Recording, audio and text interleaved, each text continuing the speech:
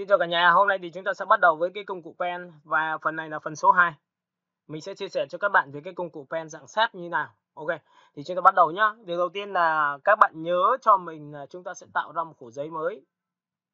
Và khổ giấy mới này nó tùy thuộc vào vấn đề giống như hôm trước mình chia sẻ cho các bạn là các bạn có thể chọn vào cái đơn vị làm sao nó phù hợp với cái thiết kế mà khách hàng mong muốn. Ví dụ trong trường hợp này mình sẽ để là 1200 và phần thứ hai là mình sẽ để là 600. Và tiếp theo thì mình sẽ để là 1150. 150 là độ phân giải nhé, các bạn nhớ nhá. Và tất nhiên là những cái bạn nào mà khi học mình thì chắc chắn phải lưu ý cái việc này giúp mình cái. Đó là chúng ta phải cực kỳ chắc về những cái bài đầu tiên để sau này chúng ta làm chủ được cái đối tượng, làm chủ được cái thiết kế của chúng ta và hiểu tại sao là chúng ta đang đứng ở đâu, đối tượng là chúng ta đang làm ở cái gì và tại sao nó làm được và tại sao nó không làm được nha. Thì đây nó chỉ có một cái trả lời câu hỏi cho các bạn, đó là các bạn sẽ phải tập trung cho mình về cái thiết kế như thế này. Ok, và chúng ta sẽ quay trở lại với cái thuộc tính về khổ giấy. Cái khổ giấy thì mình nói rất là nhiều lần rồi, nhưng đầu tiên các bạn hãy chọn cho mình một cái tên. Thứ hai, các bạn sẽ chọn chiều ngang cho mình là 1200 pixel và nhớ một điều rằng là cái pixel này nó áp dụng cho những sản phẩm online. Còn cái giá trị mà các bạn dùng cho cm và mm thì chúng ta sẽ dùng cho sản phẩm về offline, là những sản phẩm mà chúng ta in ấn ra, thì các bạn lưu ý cho mình cái việc đó. Và tiếp theo nữa là cái phần resolution thì chúng ta sẽ chọn là 150 nha. Rồi, sau khi mà chọn xong thì tất cả những giá trị này thì chúng ta sẽ có xuống dưới có một cái hệ thống gọi là RGB. Chúng ta sẽ có một cái color mode cho các bạn và thường là khi làm giá trị online là những cái gì mình xin nói lại cho các bạn một tí nữa là những cái gì được hiển thị trên màn hình, những cái gì được hiển thị trên TV, những cái gì được hiển thị trên máy tính, điện thoại của các bạn thì nó là những sản phẩm theo kiểu dùng hệ màu, color mode là RGB. Và các bạn lưu ý cho việc này cho mình. Và tất nhiên là chúng ta cũng không thể đánh đồng cái việc mà chúng ta chọn cái hệ màu RGB mà chuyển sang in ấn được. Bởi vì như vậy nó sẽ xảy ra một cái vấn đề như sau, nó là màu in ấn nó sẽ bị sai. Nên chính vì vậy mà các bạn lưu ý cho tôi cái việc này. Tất nhiên nó nhỏ nhưng lại chúng ta bỏ qua thì chúng ta hay bị vấp vào những cái chỗ này nhá. Rồi, chế độ thứ ba nữa là các bạn sẽ chọn chế độ 8 bit cho mình và cái background thì mình đang chọn là white là màu trắng và background đang là mặc định. Kiểm tra từ trên xuống dưới một lần nữa và trước khi ấn OK để tạo ra grid là tạo ra một cái khổ giấy mới cho các bạn, đó là tên, thứ hai chiều nằm ngang, kích thước đơn vị của chúng ta là pixel, chiều dọc là 600, resolution là độ phân giải là 150. Và nhớ một điều rằng là có nhiều bạn là ấn AWAT này, còn mình thì mình không ấn nhá, các bạn nhớ nhá, không ấn AWAT. Và tiếp theo là color mode của các bạn thì bạn sẽ chọn vào hệ RGB cho mình và chế độ là mình đang chọn chế độ 8 bit và background là màu trắng. Tất cả các thông số từ trên xuống dưới và không còn vấn đề gì nữa thì bắt đầu chúng ta sẽ ấn vào phần grid, đó là tạo ra khổ giấy với kích thước mà chúng ta mong muốn như vừa rồi. Ok, và lúc này thì các bạn sẽ nhìn thấy là lúc này tôi sẽ ấn vào cái F7 cho các bạn là Windows và chúng ta chọn vào F7 như này để thứ nhất là chúng ta sẽ lấy ra cái bảng cho các bạn. Và cái bảng này thì các bạn nhớ là cái này là chính là F7 nhá. F7 là quản lý các đối tượng trên các lớp khác nhau. Và chúng ta sẽ bắt gặp là cái layer đầu tiên của chúng ta đó là layer background như tôi đã nói trong cái giá trị về bài 1 rồi. Thì hy vọng rằng các bạn sẽ nhớ cho tôi cái việc này. Ok. Bây giờ thì chúng ta sẽ đi vào phần chính của chúng ta hôm nay, đó là công cụ pen và được ký hiệu là chữ P nhé. Các bạn nhớ cho tôi. Và nhớ một điều rằng là khi ấn vào chữ P thì các bạn sẽ nhìn thấy cái thanh thuộc tính bên tay trái của chúng ta là thanh công cụ nó sẽ làm sao. Ở chỗ này nó sẽ đậm lên một tí báo hiệu cho mình biết rằng là mình đang chọn vào công cụ nào. Công cụ pen. Và nhớ một điều rằng trong công cụ pen này nó có rất nhiều những cái công cụ khác nhau. Bởi vì nó có mũi tên tam giác nhỏ ở chỗ này. Các bạn có nhìn thấy mũi tên tam giác nhỏ không ạ? Nó báo hiệu cho bạn biết rằng là trong cái công cụ này nó có quá nhiều những cái thuộc tính công cụ khác. Ví dụ pen, chúng ta cũng có pen dạng cộng, pen dạng trừ, rồi chúng ta sẽ có một cái này là convert point tool. Đấy thì có rất nhiều những dòng đấy, nhưng chủ yếu là chúng ta sẽ dùng cái pen tool như này nha. Và công cụ pen tool là một trong những công cụ cực kỳ mạnh về thứ nhất là cắt hình, thứ hai tạo ra bố cục dạng gì tự do, tạo ra bố cục dạng phức tạp, bố cục đường cong lượn sóng là nó vô địch luôn, đứng số 1 luôn. Nên nhớ một điều rằng cái công cụ này là cái công cụ để các bạn có thể đồ hình, cắt hình một cách rất là chuyên nghiệp thì nó dùng cái công cụ pen này. Và tôi sẽ chọn là pen tool. Sau khi chọn là pen tool thì như hôm trước tôi đã nói cho các bạn về cái pen dạng pad rồi. Thì bây giờ thì các bạn sổ xuống, các bạn nhìn thấy tranh thuộc tính của chúng ta đây ạ. Nó có pen dạng pad và pen dạng thứ hai là pen dạng sáp. Và cái dạng số 2 hôm nay thì tôi muốn chia sẻ cho các bạn đây là cái pen nó khác nhau chỗ nào. Đây các bạn nhìn nha, pen dạng sáp này. Với cái pen dạng sáp xong thì các bạn nhớ cho tôi là các bạn chỉ cần cách dùng rất là đơn giản thôi, bạn chỉ cần tích thẳng vào màn hình mà bạn mong muốn về cái thiết kế của các bạn trên cổ giấy. Các bạn tích một cái, tích một cái, tích một cái và tích một cái và tích một cái. Và tất nhiên là khi tích đến đâu thì các bạn sẽ nhìn thấy màu đến đấy. Tích đến đâu thì chúng ta sẽ nhìn thấy cái hình của chúng ta đến đấy. Chứ chúng ta không mất công trong giá trị như cái pen đầu tiên cho các bạn. Ví dụ tôi nhắc lại một tí cho các bạn nhé. Tôi ấn vào Ctrl Z này. Được chưa? Và tôi thay đổi thuộc tính, nó không phải là pen dạng sáp, nó là pen dạng pad. Với pen dạng pad thì các bạn tích vào đây một điểm cho tôi, tích vào một điểm cho tôi, tích vào đây một điểm cho tôi, và tích vào đây một điểm cho tôi, và tích vào đây một điểm cho tôi. Thì sau khi mà chọn xong cái này, xong pen dạng pad xong, thì buộc bạn sẽ phải sử dụng cái lệnh này để tạo ra một cái vùng chọn để bố cục của chúng ta. Thì chúng ta ấn vào lệnh là Ctrl Enter. Và sau khi ấn vào Ctrl Enter xong thì các bạn sẽ nhớ là nó sẽ trở thành vùng chọn cho các bạn. Và trở thành vùng chọn cho các bạn thì các bạn sẽ làm sao chúng ta sẽ lập ra một layer mới. Lập ra một layer mới rồi chúng ta mới đổ được màu. Và đổ được màu để làm gì? Để chúng ta có thể trang trí nền này. Chúng ta có thể tạo ra background này. Chúng ta có thể tạo ra khung hình cho thiết kế về bố cục hình ảnh này. Đấy, nhiệm vụ của chúng ta như vậy. Và cái pen của chúng ta là khi pen dạng phát thì chúng ta tích vào đây thì để làm gì ạ? Chúng ta có thể tạo ra việc cắt hình rất là đơn giản. Đấy nhá, cái này thì là mất công đoạn hơn là vẽ xong lại phải ấn Ctrl Enter. Ctrl Enter là biến đường pen trở thành vùng chọn. Và trở thành vùng chọn rồi thì mới đổ được màu nhá. Ok. Còn cái trường hợp thứ hai là như vừa rồi tôi vừa nói cho các bạn là cái pen dạng thứ hai là pen dạng sáp cho các bạn. Thì bạn tích vào đâu? Tích vào đâu thì nó sẽ ra được cái hình của chúng ta đến đấy. Và sau khi tích vào đâu thì ngay tức nó sẽ sinh ra trên một cái hệ thống cho các bạn trên cái bảng layer. Nhớ nhá. Trên cái bảng layer này các bạn nhìn nhá, tự khắc nó sinh ra một cái biểu tượng shape cho các bạn. Nhìn thấy shape chưa? Và cái phần shape này thì các bạn sẽ nhìn thấy là nó sẽ có cái màu cho đối tượng của chúng ta. Và tất cả những cái vấn màu hay là viền hay như thế nào đó thì các bạn sẽ phải để ý trên cái thanh thuộc tính của chúng ta ở phía trên. Nhớ nhá, ở phía trên của chúng ta. Đây phía trên của chúng ta nó có cái gì Nó có màu. Đây là màu đây Và bạn có thể chọn theo tông số màu mà các bạn mong muốn. Ví dụ bạn chọn màu xanh, bạn chọn màu xanh như thế nào đó thì chỉ cần tích vào thôi thì nó sẽ được nhận theo cái thông số màu các bạn đang nhận luôn. Không cần phải đổ màu làm gì hết, không cần phải ấn vào Alt Delete, Ctrl Delete làm gì hết. Bởi vì cái pen này nó là khi đổ ra bạn chỉ cần tích vào màu là nhận luôn nhá. Phần thứ hai nữa là trong cái quá trình là khi mà các bạn muốn đổ màu theo cái ý đồ của các bạn thì bạn sẽ tích vào đây cho tôi. Thì trong giá trị này chúng ta sẽ chọn một cái tông số màu tím. Và sau khi tông số màu tím xong thì các bạn sẽ nhìn thấy màu xanh này. Rồi chúng ta chọn màu cam, màu vàng này. Đấy, ấn OK thì chúng ta có được cái điều mà chúng ta mong muốn tiếp theo. Các bạn sẽ nhìn thấy cái điều mà tôi vừa làm cho các bạn. Vậy thì cái màu này sẽ giúp ích cho các bạn là thiết kế những cái backdrop. Thiết kế background với những mảng màu cho các bạn rất là đơn giản như vậy. Được chưa?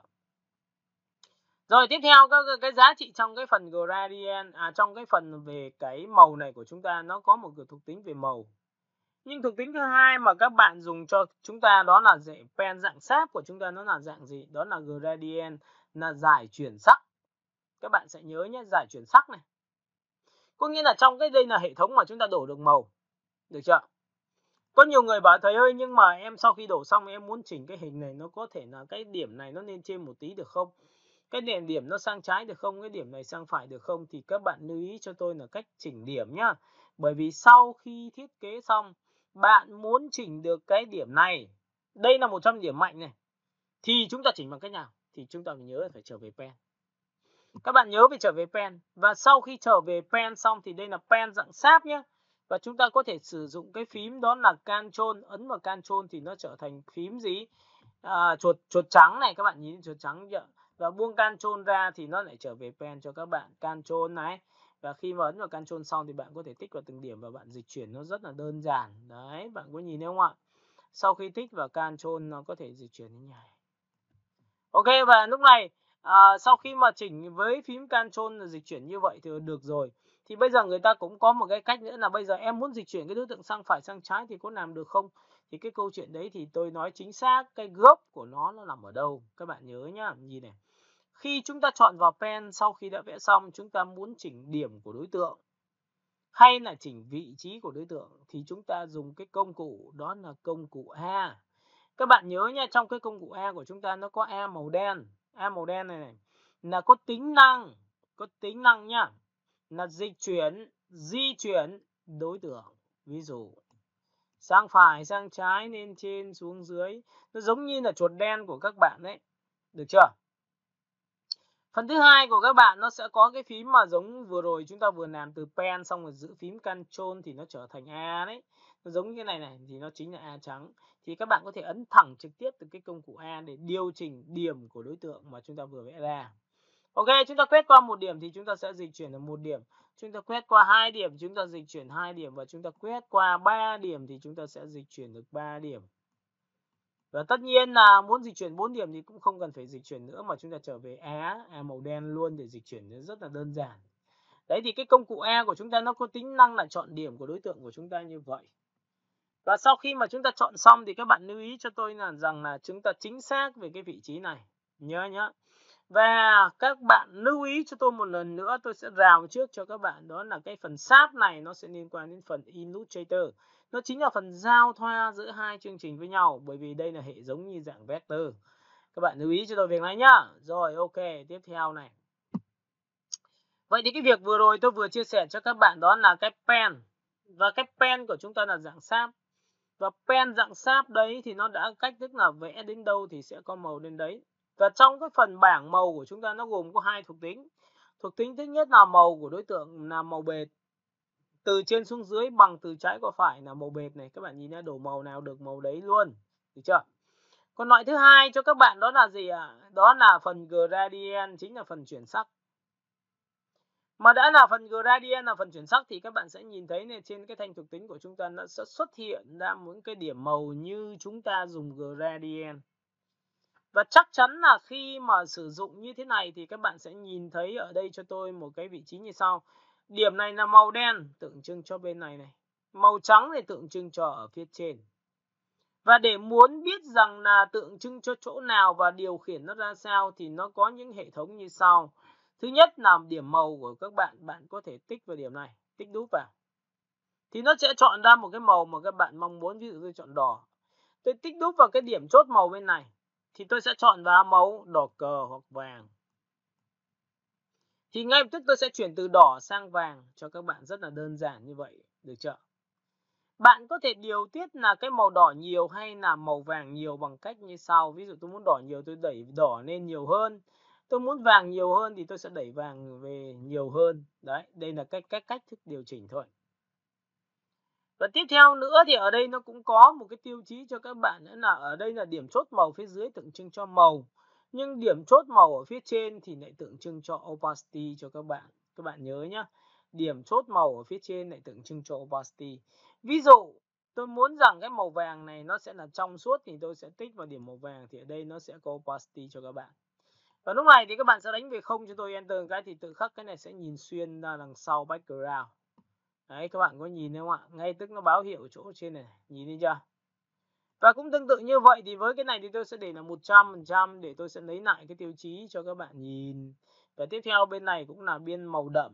Chúng ta có thể gõ về đây là 0%. Thì lúc này vàng của chúng ta chuyển xuống nền luôn nha.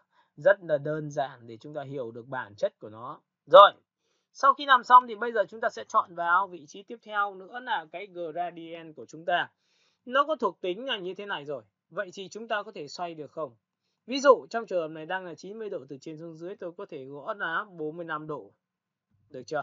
Nó sẽ xoay 45 độ. Nó có thể là 180 độ. Nó có thể là 360. Đấy, có nghĩa là tùy theo tính chất của các bạn và các bạn có thể được quyền quay cái đối tượng này rất là đơn giản về cái gradient mà của chúng ta mong muốn. Được không ạ? Và các bạn lưu ý cho tôi là trong cái phần gradient của phần pen dạng sáp này nó có một cái thuộc tính nữa là cái thuộc tính reverse, là đảo ngược vùng chọn. Có nghĩa là đảo ngược giữa đậm và nhạt cho các bạn. Đảo ngược giữa đậm và nhạt. Nhớ nhé, cái này là đảo ngược giữa đậm và nhạt đấy. Ví dụ cái này là đậm này và bên này là nhạt này thì bạn ấn vào đây thì nó ngược lại. Đó, mình không cần phải đổi chiều làm gì cả, nó chỉ cần ấn vào đây là được rồi. Được chưa? Rồi tiếp theo cho các bạn đó là gì? Cái gần gradient của chúng ta đang là scale 100%, chúng ta có thể đẩy lên độ to này, xong độ nhỏ xuống là 1 này, nhìn chưa? Đây là độ làm mềm của đối tượng của chúng ta, nó có thể kéo to nhỏ của cái làm mềm của chúng ta như này, rất đơn giản như này. Đó. Được chưa? Và tất nhiên là trong quá trình khi mà làm thì bạn hiểu về bản chất rồi thì bạn có thể dùng phím. Bạn dùng phím cái này có thể được không? Ví dụ pen này, chúng ta sẽ tích vào đây này, chúng ta sẽ xoay cái biểu tượng của chúng ta ra này. Đấy thì đấy là giá trị mà chúng ta mong muốn với những cái gradient theo cái pen dạng như thế này. Tiếp theo một lần nữa thì các bạn sẽ nhìn thấy ở đây cho chúng ta đó là một cái phần tiếp tục số 3, số 1 là màu, số 2 là gradient và số 3 chính là pattern, là chất liệu của cái miếng màu bạn vẽ ra. Thì nhớ một điều rằng là khi mà tích vào đây thì các bạn sẽ sử dụng được cái hình ảnh bên ngoài vào. Và trong đây thì nó đã có những cái hiệu ứng cho các bạn. Ví dụ bạn tích vào đây là cái background và tích vào đây, tích vào đây, tích vào đây là những cái chất liệu cho các bạn.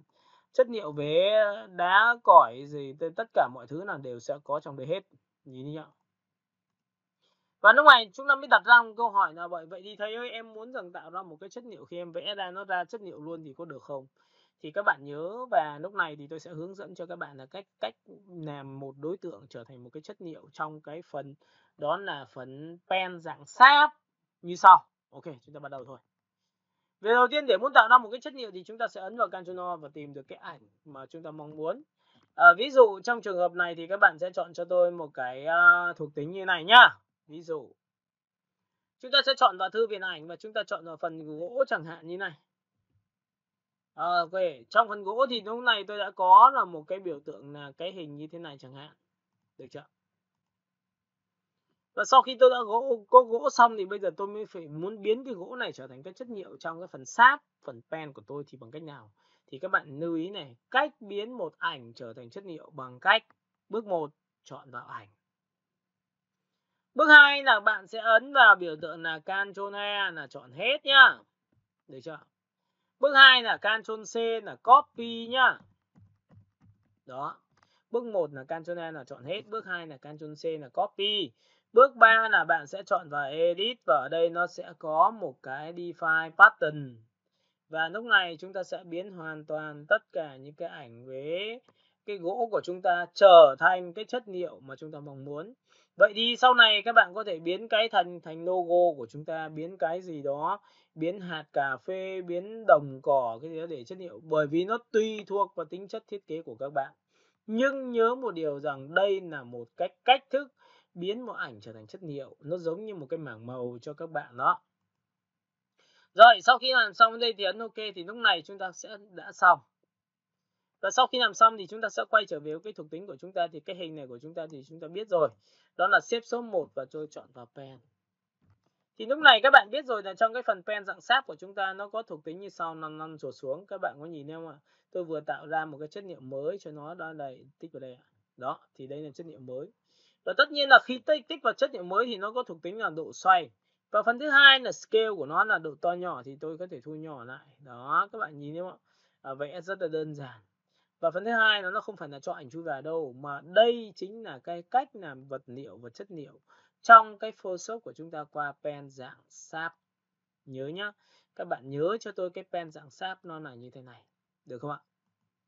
Rồi, sau khi đã làm xong thì chúng ta lại tiếp tục đến qua phần thứ hai nữa, là trong cái phần màu của chúng ta nó gồm có 3 phần: màu, gradient chuyển sắc và thứ ba là chất liệu. Tiếp theo, trong phần chốc của các bạn cũng tương tự như vậy, nó có phần màu, phần gradient và phần chất liệu. Đây các bạn sẽ nhìn thấy trong cái màu của chúng ta, tôi tích vào đây một cái thì tôi có viền màu xanh, tôi tích vào đây có viền màu tím, bởi vì là nhiều lúc mà khi mà thiết kế thì chúng ta phải sử dụng viền của thiết kế cực kỳ quan trọng. Tiếp theo chúng ta có thể chọn một cái viền của chúng ta ở dưới dạng gradient. Và tiếp theo chúng ta có thể chọn vào cái chất liệu của chúng ta nó ở dưới dạng như thế này. Bạn tích vào đây thì đây là cái chất liệu của chúng ta. Chất liệu của chúng ta nó rất nhiều kiểu, các bạn có thể tự lựa chọn, được chưa? Đó. Thì đây là giá trị mà chúng ta vừa lựa chọn xong với pen dạng màu và dạng viền. Thì cái thuộc tính đều giống nhau, nên chỉ khác nhau chỗ là một cái là sử dụng cho hình và một cái là sử dụng cho viền của đối tượng thôi. Nên nhớ một điều rằng cách mà để muốn thiết kế một sản phẩm nào đó thì bạn sẽ phải đọc bản vẽ người khác. Ví dụ trong trường hợp mà khách mình nhìn vào một cái bản thiết kế của người khác, mình thấy là cái này là viền thì mình phải chọn vào viền. Ok, cái viền này nó hiệu ứng như nào thì mình sẽ phải biết là nó làm hiệu ứng như nào để mình áp dụng vào. Và tất nhiên nó phải nằm trên nền tảng là bạn phải cực kỳ hiểu về kiến thức về Photoshop rồi. Đúng không ạ? Tiếp theo, trong cái phần stroke của chúng ta nó sẽ có giá trị là số 10. Chúng ta sổ xuống, chúng ta có thể gạt lên. Ví dụ có thể to hơn, có thể nhỏ đi, có thể to hơn, có thể nhỏ đi. Đó. Thì đây là giá trị kích thước của cái viền của chúng ta, nó độ to nhỏ như thế nào. Tiếp theo, trong giá trị của cái viền của chúng ta nó có một cái biểu tượng là thuộc tính của cái viền. Ví dụ trong thuộc tính của cái viền nó là nét đứt thì mình để như thế này. Nó có thể nét chấm là để như thế này. Đấy, tùy thuộc theo tính chất mà các bạn mong muốn rằng cái viền của chúng ta ra sao thì chúng ta sẽ chọn nó như thế. Ok, vậy thì sau khi mà chúng ta đã hiểu được bản chất của cái đối tượng rồi và tôi đã dạy cho các bạn về chiêu thức là cái pen của chúng ta dạng như nào thì bây giờ chúng ta sẽ đi vào cái phương án đầu tiên, đó là cái cách xây dựng bố cục. Tại sao tôi chọn vào bố cục với pen dạng sáp mà không phải là pen dạng pad? Bởi vì pen dạng pad mà muốn điều chỉnh được cái cánh tay đòn sau khi đã ấn Ctrl Enter, sau khi đã đổ màu cho đối tượng rồi thì chúng ta không đổ lại được nữa, chúng ta không điều chỉnh lại được nữa. Nhưng pen dạng sáp thì lại vẫn điều chỉnh như bình thường nha. Ok. Và lúc này thì tôi sẽ vứt tạm cái layer này đi, bắt đầu với cái việc số 2. Phần số 1 tôi đã giải thích qua cho các bạn về tất cả những cái tính năng về công cụ của cái công cụ pen dạng sáp rồi. Còn bây giờ thì chúng ta sẽ đi đến phần thứ tiếp theo, đó là phần liên quan đến bố cục trong thiết kế. Và các bạn lưu ý rằng bố cục trong thiết kế là phần cực kỳ quan trọng cho cái việc bất cứ một bạn nào học về đồ họa.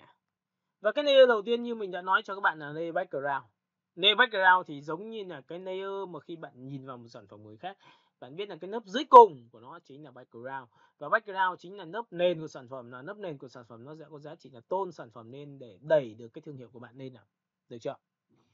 Rồi, cái bước số 2 của các bạn là các bạn sẽ chọn vào pen dạng sáp cho tôi.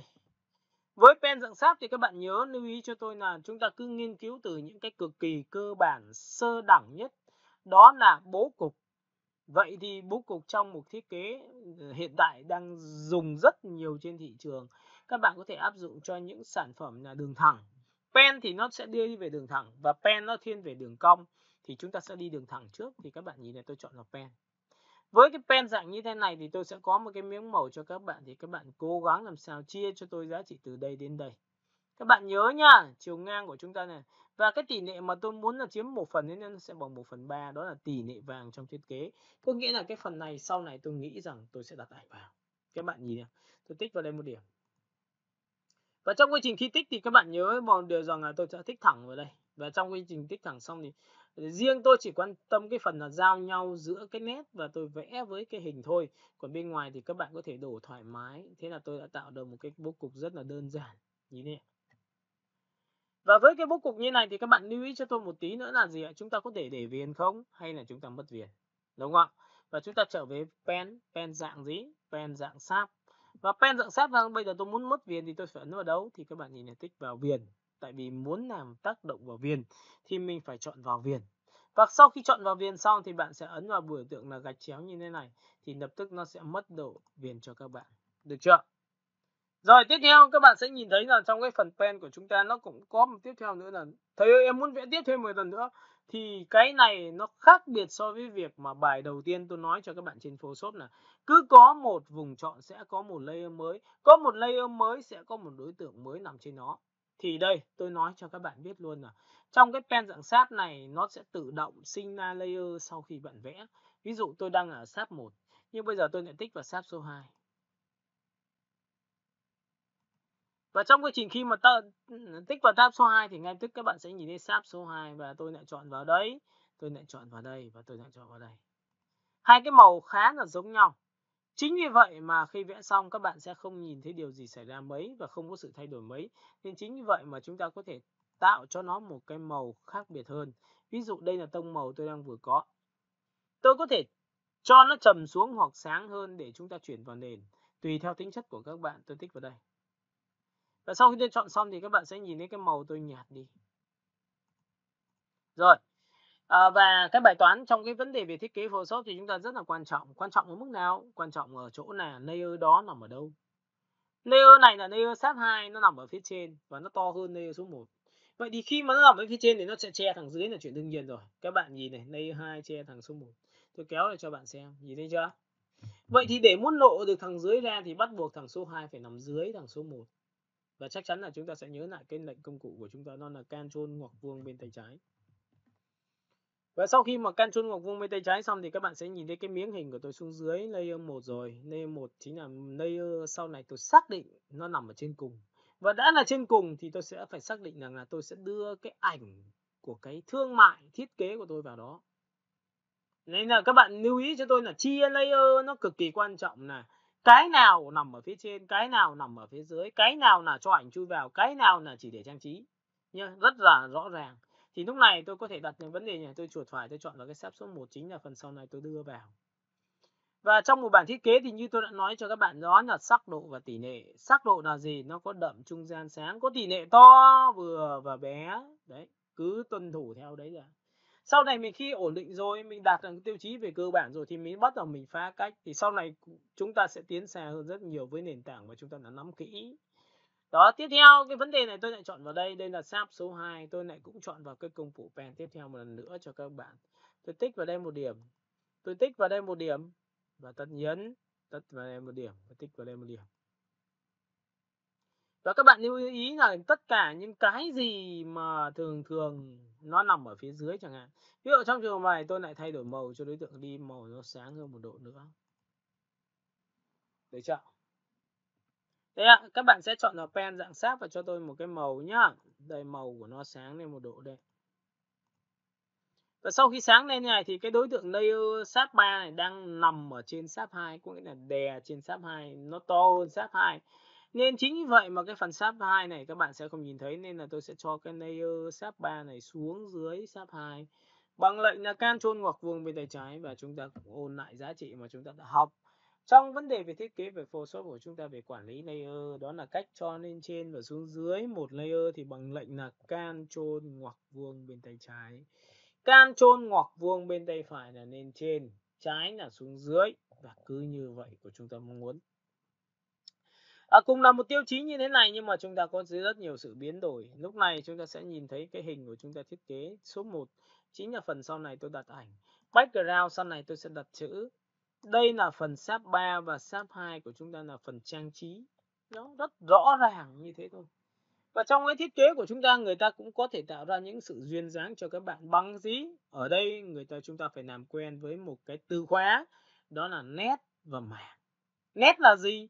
Mảng là gì? Nét là chỉ là vẽ bằng nét thôi. Còn mảng là gì? Là những mảng màu khác nhau. Vậy thì trong một bản thiết kế mà chúng ta vừa có nét vừa có mảng thì bao giờ nó cũng dễ đẹp.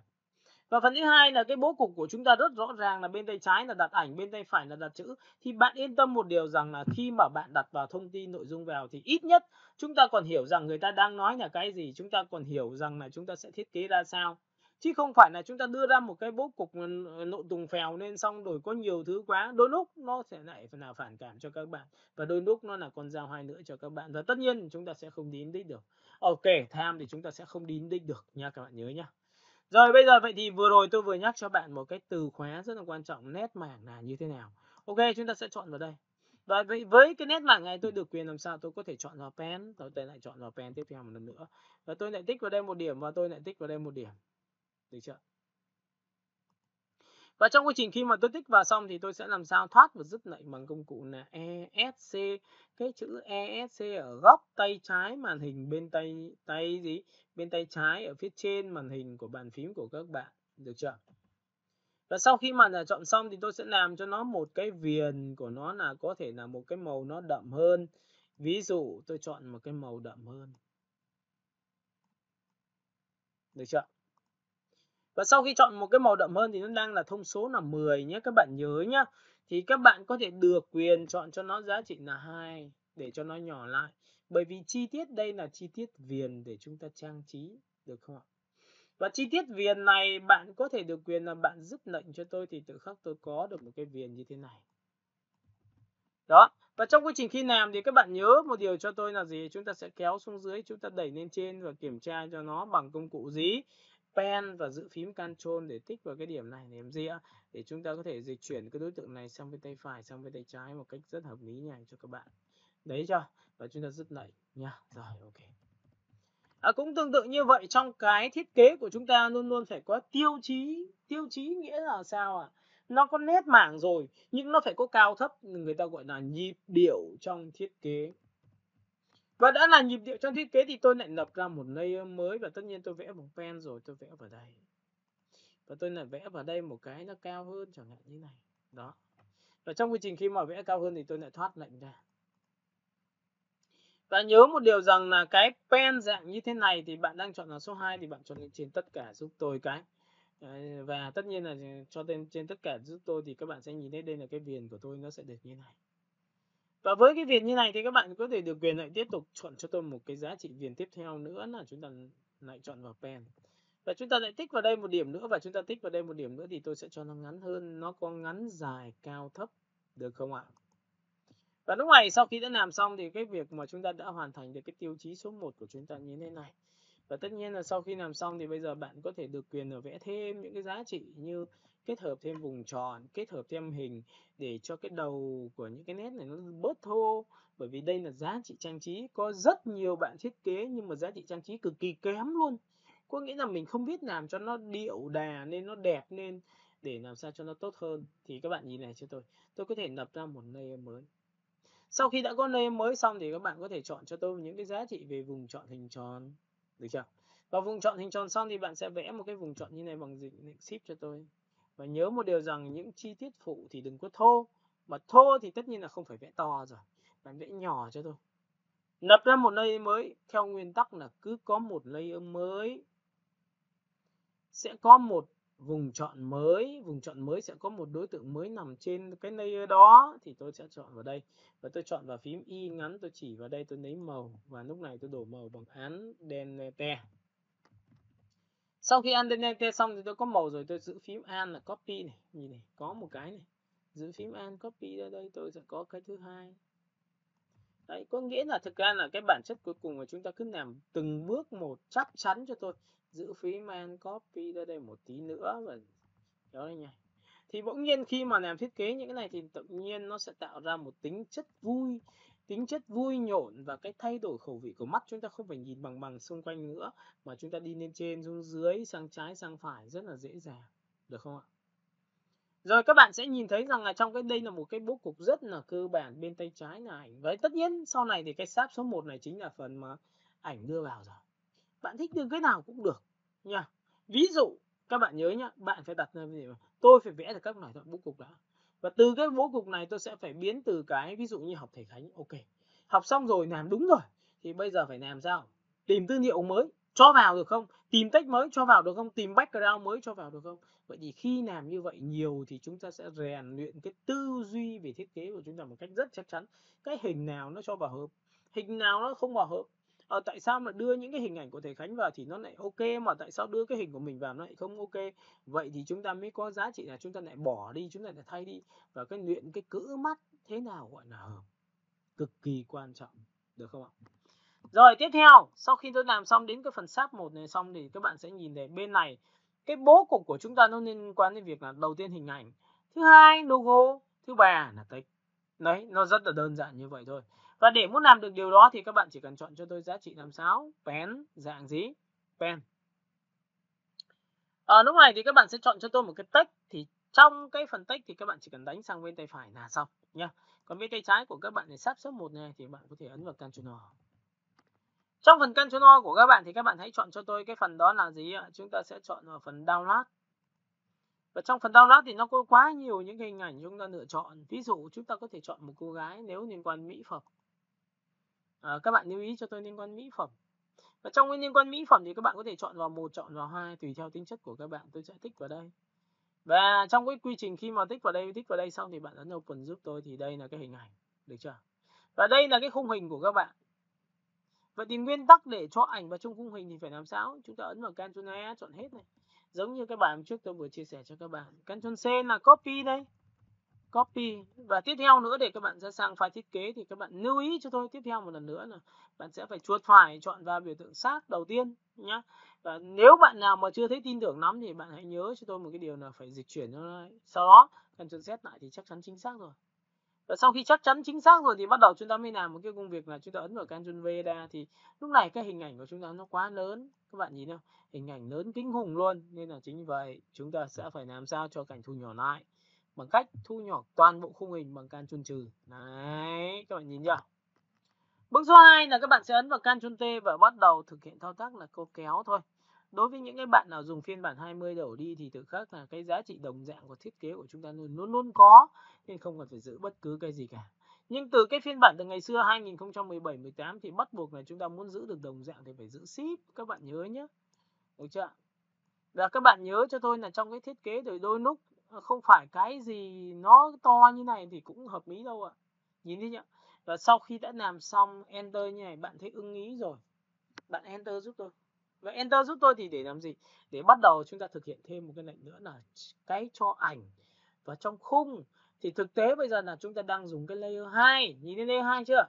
Cho vào cái khung số 1 là cái xếp số 1 bằng pen vừa rồi chúng ta vừa làm đó. Các bạn lưu ý cho tôi cái việc này. Và sau khi mà tôi chọn xong việc này xong thì chúng ta sẽ phải làm thao tác như sau. Chọn 1, chọn 2. Được chưa? Hoặc chọn một phía trên, chúng ta chọn vào Ctrl G. Ctrl G.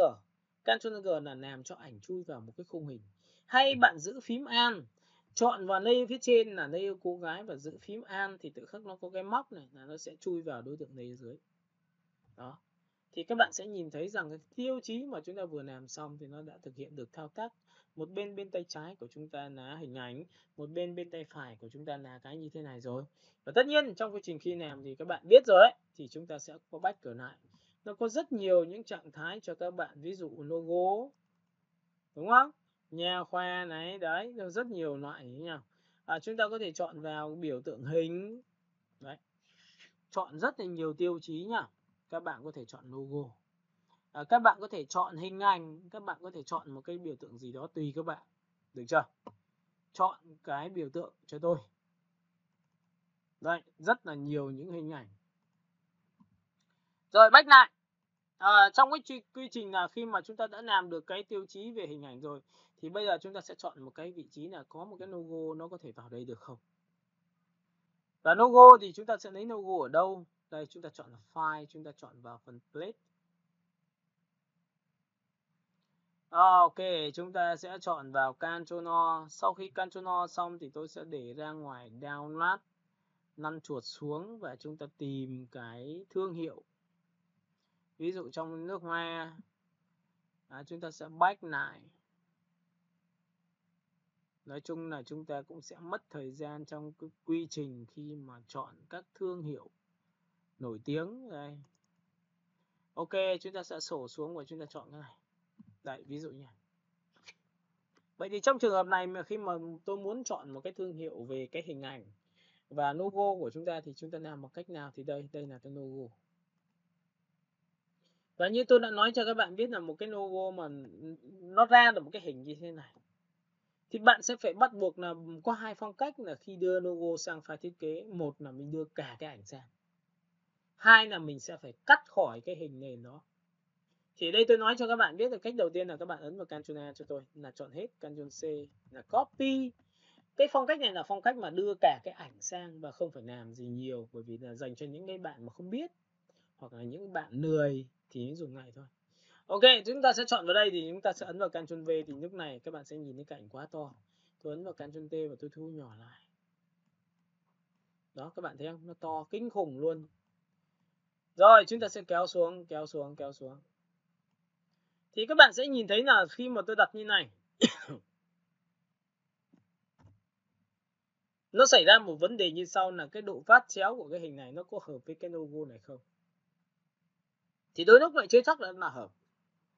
Thì các bạn lưu ý cho tôi cái việc mà để chúng ta lưu ý lần sau làm là chọn cái này hay là chọn phương pháp nào tùy các bạn. Thì sau khi đã có text xong thì lúc này chúng ta mới có được cái phần tiếp theo nữa là nội dung.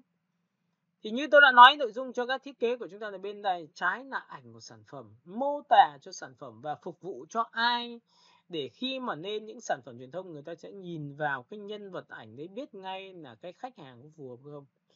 Ví dụ bây giờ một cái sản phẩm chúng ta dành cho giới trẻ mà tự nhiên chúng ta lại đưa những hình ảnh của cụ già vào đây thì đôi lúc khi xem qua mạng người ta chưa biết nội dung ra sao nhưng người ta bảo cái này không phải phụ thuộc vào đó, không phải dành cho họ. Nên các bạn nhớ một điều rằng trong cái cách dùng ảnh nó cực kỳ quan trọng, bởi vì nó sẽ là chính xác đặt cái vị trí của khách hàng vào cái thiết kế của chúng ta đấy ạ. Được chưa? Và trong một phần text thì như tôi đã nói rồi là nó sẽ có hai phần. Phần thứ nhất là text nội dung là phần content. Và text nội dung content như thế này thì các bạn lưu ý cho tôi là luôn luôn đặt ở vị trí giữa khoảng không nhá. Nhớ nhá, đặt ở giữa khoảng không giúp tôi. Đặt ở giữa khoảng không. Đặt giữa khoảng không để làm gì? Đây ạ. Ok, vậy thì cái text này các bạn nhớ cho tôi là đầu tiên cố gắng hãy để ý rằng nếu logo chúng ta là dạng gì. Và trên logo chúng ta có những cái text dạng có chân như thế này thì chúng ta có thể chọn một phương thức là text có chân để làm sao nó bám sát vào cái nội dung thiết kế của các bạn. Với cái phần này các bạn sẽ bật cái chương trình, có thể là chương trình Illust lên, bởi vì chương trình Illust và chương trình Photoshop là chương trình song hành cùng với nhau để bổ trợ cho nhau làm những sản phẩm chuyên nghiệp. Nên là các bạn có thể bật file Illust. Và tất nhiên là như tôi đã nói cho các bạn biết rằng là cái bộ phông đẹp của tôi đã chia sẻ cho các bạn là cái cách để làm lưu giữ cái thư viện, để chúng ta có thể lưu giữ được nhiều hơn, được không ạ? Ở đây ạ, các bạn sẽ nhìn thấy. Và tôi lại nói lại cho các bạn biết là trong cái quy trình khi dành cho những người bạn nào đồ họa mới học và mới bước đầu vào nghề thì tôi khuyên các bạn hãy tạo cho tôi những cái bố cục về chữ, đi chép bố cục về chữ, thậm chí là sưu tầm về chữ, những cái con chữ liên quan đến cái việc mà các bạn viết để làm gì ạ? Đây ạ. Ví dụ trong cái phong cách này thì người ta có một cái tiêu chí cho các bạn. Đây ạ.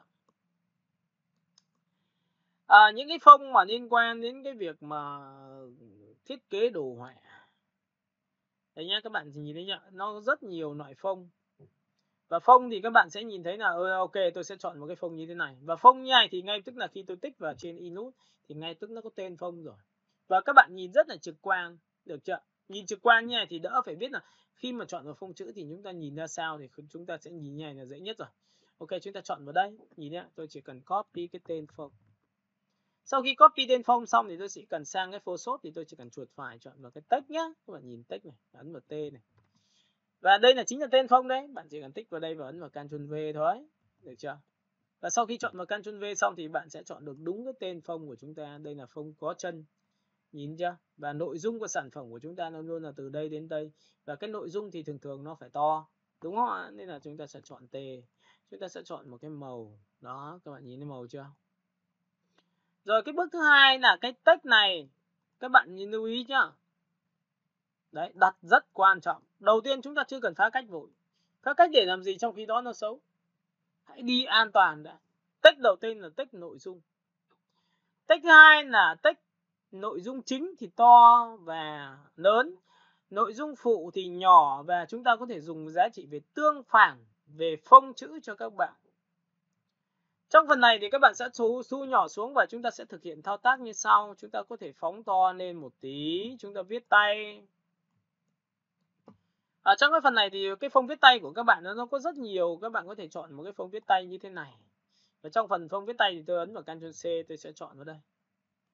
Và các bạn yên tâm một điều rằng là trong quá trình khi mà làm bạn nó thấy nhưng mà cái nội dung của em khi khách hàng đưa cho là phông tiếng Việt mà nó có nội dung tiếng Việt thì bằng cách nào? Tại vì lý do chúng ta đang làm một cái bộ phông theo kiểu text là text ngắn nên là chúng ta sau này có thể là chế dấu, bởi vì có nhiều phông của chúng ta là không có hỗ trợ dấu, nên các bạn lưu ý cho tôi là khi thiết kế đôi lúc không phải cái gì đánh ra cũng là tiếng Việt được, mà đánh buộc phải không dấu, và sau đó thì phần dấu còn lại thì chúng ta có thể chế vẽ thêm thì nó mới là chuẩn nha. Rồi copy tên phông. Sau khi copy tên phông xong thì các bạn sẽ chọn cho tôi một cái text, và cái text này thì các bạn nhớ cho tôi là tôi ấn vào biểu tượng như sau. Tôi tích vào đây và tôi lại đánh một cái tên phông như bình thường. Đây là cái text thứ hai. Và tôi sẽ chọn vào đây là Ctrl V và Enter như này. Và tất cả những cái text như này thì các bạn sẽ nhìn thấy là cái text của chúng ta đã có được rồi. Ok, chúng ta sẽ chọn vào T. Khoảng cách 1 và 2 các bạn sẽ nhìn thấy nó rất là dài. Các bạn có nhìn thấy không ạ? Và cái chữ T của chúng ta nó sẽ là sao? T. Chúng ta sẽ tích vào đây. Bảng điều khiển về chữ của chúng ta nó có bảng điều khiển đây. Và trong bảng điều khiển thì các bạn sẽ nhìn thấy cái chữ T của tôi đang bị là T nó đậm. Tôi có thể tích vào đây nó mảnh hơn rất là nhiều. Nhìn thấy không? Và khoảng cách của chúng ta ví dụ như là mỹ phẩm.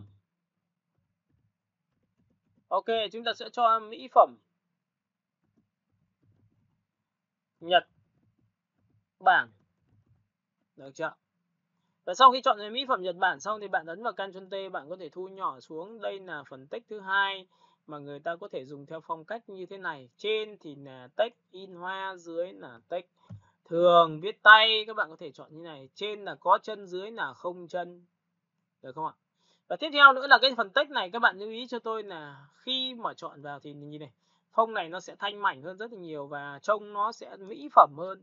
Và thường thường những cái phông dạng cho mỹ phẩm và làm đẹp thường thường là những cái phông có chân và có nét thanh, nét đậm nha. Các bạn lưu ý cho tôi, đây là chính và đây là phụ. Mà phụ thì có thể là nhỏ, phụ có thể là mờ nữa cơ, ví dụ như là 50%, hoặc là các bạn có thể chọn vào 70-80%, trên là rõ, dưới là mờ.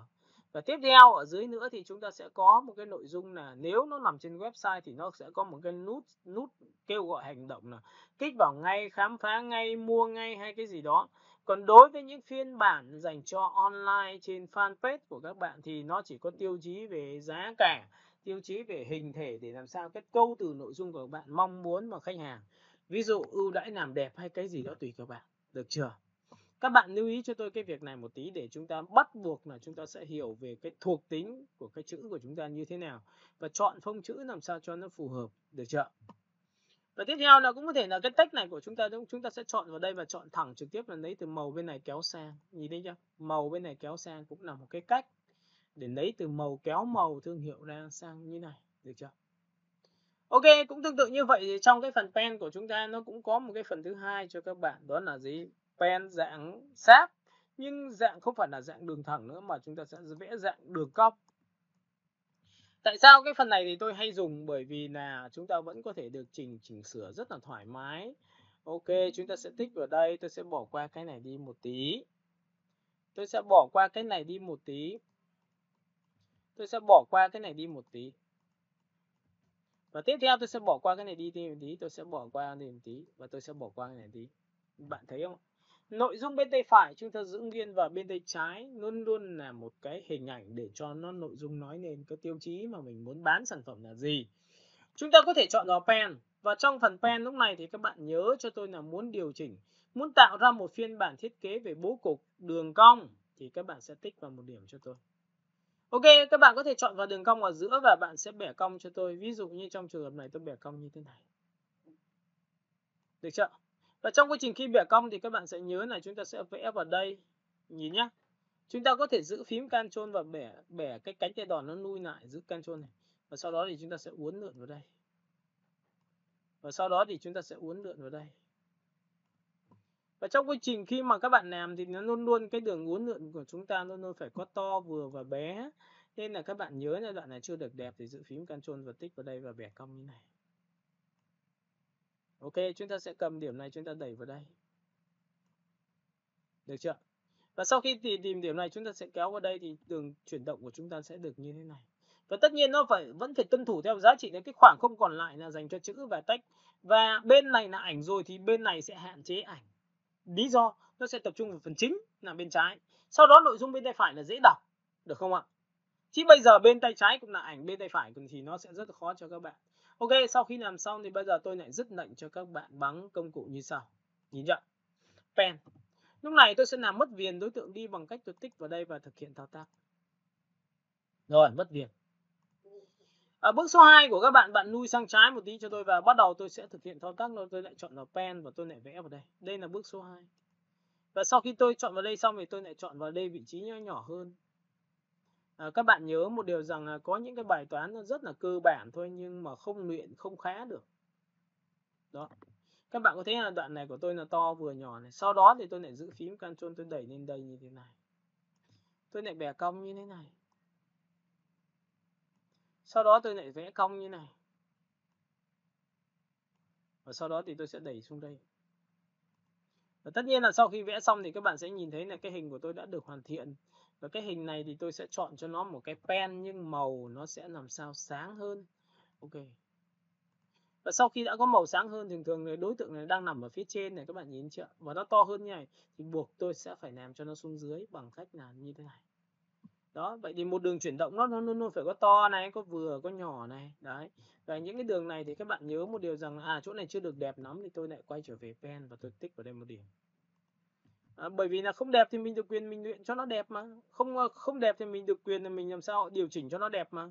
chứ không bao giờ được tự hài lòng với cái kiểu là vẽ xong là xong luôn. Như vậy thì mình rất là cầu thả, các bạn nhớ nhá. Ok, sau đó tôi lại tiếp tục tôi chọn vào đây. Và tiếp tục sau khi làm xong thì tôi lại chọn vào pen, tiếp tục một giá trị nữa, tôi sẽ tích vào đây 1 điểm nữa và tôi sẽ tích vào đây 1 điểm nữa. Ok, và sau khi tôi chọn xong tôi giữ phím Ctrl tôi kéo vào đây một tí nữa và tôi sẽ chọn vào đây. Và sau đó thì tôi sẽ vẽ vào đây. Ok, và tiếp tục tôi sẽ tích vào đây, tôi tích vào đây rồi tôi tích vào đây cho các bạn. Và sau khi tôi tích xong thì cái đối tượng này lại rơi vào trường hợp nó bị to. Và to hơn thì người ta có hai phương thức, là một là chọn màu sáng hơn để chìm vào nền, hai là các bạn sẽ chọn vào phong cách là opacity of fill. Ví dụ gõ vào đây là 50 thì tự khắc nó sẽ chuyển động như thế này. Và nhớ một điều rằng là trong quá trình khi làm xong thì các bạn sẽ phải làm sao giữ phím Ctrl tích vào đây để làm gì? Để điều chỉnh cái đường cánh tay đòn của chúng ta, nó có thể phóng to ra như thế này, nó có thể đặt vào vị trí ở dưới như thế này. Đó, sau đó thì các bạn sẽ cầm này, các bạn sẽ chọn vào đây cho tôi, cầm biểu tượng này đẩy ra đây cho tôi. Đó.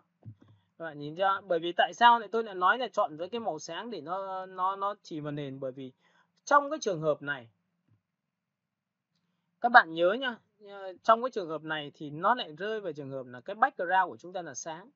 Nên muốn chỉ vào nền thì buộc là chúng ta phải cái hình ảnh này nó sẽ phải sáng dần lên, đậm, trung gian, sáng. Nhìn nhá, tỷ lệ to vừa nhỏ, có nghĩa là khi mình làm như này thì khách hàng nhìn vào cái đường chuyển động của mình, ít nhất là mình sẽ thấy là một cái sự chỉnh chu, một cái sự ngay ngắn về ý thức của chúng ta rồi.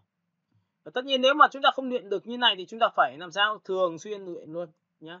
Bởi vì làm đồ họa phải như vậy chứ không bao giờ có sự cẩu thả đâu nhá. Không có sự gọi là phá cách theo cách mà chúng ta mong muốn đâu. Và sau khi làm xong tôi sẽ dứt lệnh đây thì các bạn nhìn thấy cái đường chuyển động của chúng ta luôn luôn là đẹp. Và tôi cũng lại nói lại một lần nữa cho các bạn là tôi sẽ chọn cái background trên cùng chính là màu này. Đây tôi sẽ ghi là ảnh cho vào, ví dụ như này, ảnh cho vào, được chưa? Và với cái này thì các bạn sẽ chọn cho tôi thuộc tính là tôi nhân bản làm 2, tại vì khi thiết kế mà không có viền thì nó rất khó. Tôi nhân làm 2 nhé. Và nhân làm 2 thì tôi lại nhân làm 2 bằng Ctrl J nhé. Nhìn này, từ này, ấn vào Ctrl J này, nhân làm 2 này, nhìn thấy chưa? Và nhân làm 2 xong như này xong thì các bạn nhìn thấy đây tôi có hai cái giống hệt nhau. Và cái thứ hai tôi sẽ chọn vào biểu tượng là pen và chọn cho nó một cái màu khác đi. Ví dụ tôi chọn một cái màu xanh để cho mọi người nhìn thôi, được chưa? Rồi sau khi làm xong thì tôi sẽ dịch chuyển đối tượng nuôi vào trong một tí. Thì các bạn sẽ nhìn thấy là tôi có một cái khe hở. Nhìn thấy khe hở giữa cái miếng nâu ở đậm dưới chưa? Và trong cái trình khi mà dịch chuyển như vậy nó gặp một cái vấn đề như sau là cái hình này bắt đầu tôi lại chọn vào pen. Và tôi lại tích vào đây để làm sao tôi dịch chuyển cái này xuống dưới một tí nữa. Đó, các bạn nhìn thấy không ạ? Và như thế này thì nó sẽ rất là dễ chịu cho các bạn về thiết kế. Và cũng tương tự như vậy tôi sẽ cầm điểm này tôi sẽ kéo vào đây, tôi kéo vào đây cho các bạn. Đó. Rồi, sau khi đã làm xong tổng quan toàn bộ tất cả những đối tượng đó thì bây giờ chúng ta đã có một cái khung hình màu xanh. Và cái khung hình màu xanh này bạn yên tâm một điều rằng chắc chắn chúng ta ấn vào Ctrl O. Chắc chắn chúng ta sẽ chọn vào biểu tượng vế một cái hình ảnh nào đó nó rất là dễ đưa vào. Các bạn nhìn này, tôi chọn là cái gì cũng có thể được. Ví dụ tôi chọn vào đây là một cô gái chẳng hạn như này. Và sau khi tôi chọn vào cô gái xong như này, tôi ấn vào Open xong thì tôi đã có một cái hình ảnh. Nhìn thấy chưa? Ctrl E chọn hết. Ctrl C copy. Và sang file thiết kế của các bạn chỉ việc chuột phải chọn vào chính cái ảnh copy chui vào. Nhìn thấy chính cái màu xanh này này. Có nghĩa là chúng ta phải xác định rằng cái này là trên và cái này. Tại sao có nhiều người khi làm đến bài 2 bảo là tại sao anh cho cái ảnh nó vào, tại sao em cho cái ảnh nó vào, nó cứ bị theo kiểu bị mờ mờ. Bởi vì lý do chúng ta phải kiểm tra là cái layer mà chúng ta chui vào đấy thì nó có opacity không. Nhìn thấy chưa? 100 trăm ngon lành rồi thì ấn vào Ctrl V thôi. Sau khi làm xong đến đây thì các bạn chỉ cần chọn cho tôi cái thuộc tính là Ctrl G. Và khi mà ấn vào Ctrl G xong thì các bạn sẽ nhìn thấy là Ctrl T và chúng ta sẽ thu nhỏ lại cái này. Chúng ta sẽ thu nhỏ lại cái này. Các bạn có thấy bố cục đẹp thì cái hình làm cái gì nó cũng rất là dễ đẹp nhá. Được chưa? Enter. Và lúc này các bạn sẽ nhìn thấy với cái pen dạng sáp của tôi thì tôi đã nhắc lại cho các bạn về cái phong cách để chúng ta tạo ra bố cục như này. Sau này các bạn có thể tạo ra voucher. Sau này các bạn có thể tạo ra một cái biển quảng cáo cho trung tâm làm đẹp. Nhưng lúc đó chúng ta phải trau chuốt thêm một độ nữa là cái giá trị cái giá trị của chúng ta là cái gì. Lúc đó chúng ta sẽ thêm vào background là màu gì này, có thể nền hoa này, rồi long lanh này hay gì đó, thì chúng ta phải thêm chứ. Còn đây chỉ là bước sơ khai để hình thành cái bố cục chúng ta về cách sắp xếp, những đường chuyển động chúng ta vẽ khung, và đây là bố cục dành cho trong khung, là vẽ một cái khung cho ảnh vào. Các bạn nhớ cho tôi cái việc này cực kỳ quan trọng, và sau này khi em làm thì em mới tốt được, các bạn nhớ nhé. Ok, và hôm nay thì tôi đã chia sẻ cho các bạn về cái pen dạng sáp một cách kỹ lưỡng nhất. Hy vọng rằng với cái pen này chúng ta sẽ không phải suy nghĩ, không phải lăn tăn, không phải đặt ra những câu hỏi tại sao nó như này, tại sao nó như kia nữa. Và cái pen dạng sáp này nó có một cái thế mạnh là khi tạo ra bố cục thì chúng ta vẫn có thể chỉnh sửa được trên phiên bản Photoshop. Còn đối với phiên bản của pen dạng pad thì các bạn vẽ xong rồi bạn không có chỉnh sửa được. Và tất nhiên, và qua cái bài này thì chúng ta sẽ rèn luyện được một cái giá trị, đó là đặt chữ như thế nào trong phù hợp với khoảng khung còn lại. Chữ của chúng ta luôn luôn phải có gì, nó có to, có nhỏ, có chính, có phụ. Chữ của chúng ta phải đặt ổn định, nó giá trị là căn giữa như thế nào. Chuyển động luôn luôn phải có to, vừa và bé như thế nào. Sắc độ phải có đậm, trung gian, sáng như thế nào. Đó. Và tất nhiên là khi chỉnh thì cực kỳ cẩn thận rồi. Ok.